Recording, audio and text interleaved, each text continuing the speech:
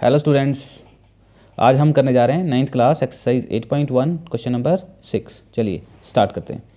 Diagonal AC of a parallelogram ABCD bisects angle A show that it bisects angle C। First part में हमें ये prove करना है और दूसरे में प्रूव करना है ABCD इज ए रोम्बस। तो ये हमारे पास पहले से ही गिवन है कि AC जो है एंगल को बाइसेक्ट कर रहा है, इसका मतलब ये वाला एंगल इसके इक्वल हो जाएगा। ये दोनों एंगल हमारे पास इक्वल हैं। चलिए सबसे पहले लिख लेते हैं हमारे पास गिवन क्या क्या दिया हुआ है।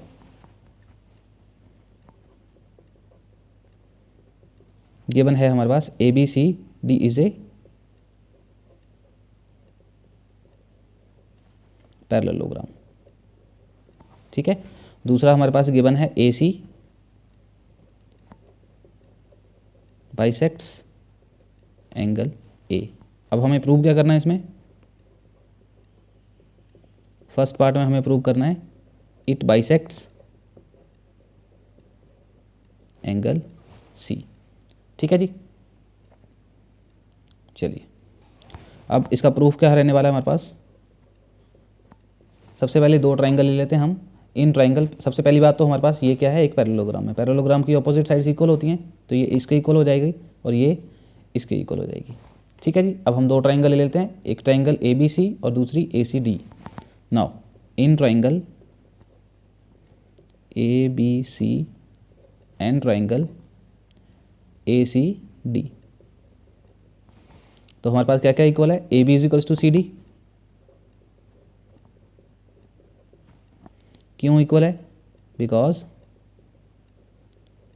Sides of parallelogram, opposite sides, ठीक है, अपोजिट साइड्स ऑफ पैरेललोग्राम। दूसरा हमारे पास BC इज इक्वल्स टू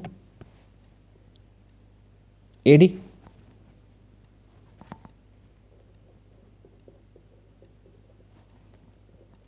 ये है, ये भी हमारे पास क्या है? अपोजिट साइड्स ऑफ पैरेललोग्राम, ठीक है जी। चलिए अब तीसरी चीज़ हमारे पास AC जो है वो दोनों ही ट्राइंगल में कॉमन है। AC is equals to AC, ये दोनों ही ट्राइंगल में कॉमन है। तो अब हमारे पास ये प्रूव हो गया, therefore triangle ABC is congruent to triangle ACD by side side side. तो अब हम कह सकते हैं देयरफॉर एंगल, ये वाला जो एंगल है, ये वाला एंगल और ये वाला एंगल, क्योंकि यही हमें प्रूव करना था। Angle BCA is equals to DCA,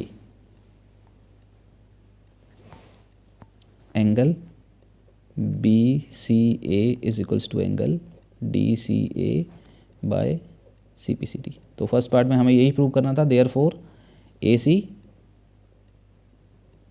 AC bisects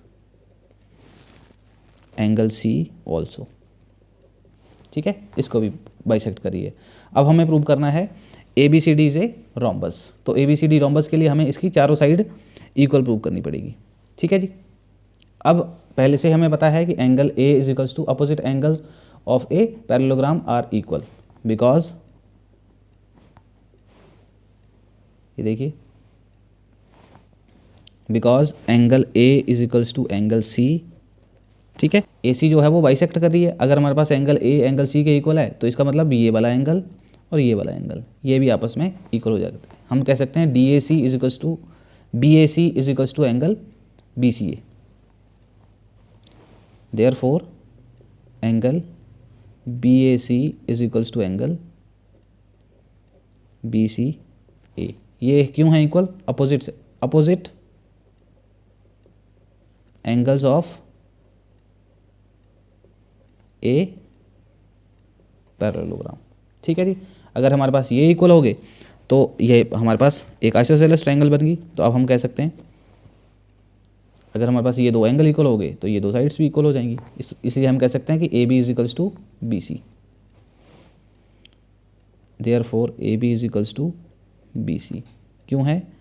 property of isosceles triangle. अब हमारे पास ए बी बी सी के इक्वल होगी, तो इसका मतलब चारों साइड इक्वल होगी, क्योंकि ये इसके इक्वल है, ये इसके इक्वल है। अब हम कह सकते हैं A B is equals to B C is equals to C D is equals to D A. Therefore A B is equals to B C is equals to C D is equals to D A. ठीक है जी, तो यही हमें prove करना था इस question में जी। यहाँ से हमारे पास हम कह सकते हैं therefore A B C D is a rhombus. ठीक है जी, तो हमारा क्वेश्चन यहाँ पे ख़त्म होता है। अगर आपको मेरा पढ़ाया हुआ अच्छा लग रहा है तो please like share and subscribe, और मिलते हैं नेक्स्ट क्वेश्चन के साथ। Thank you.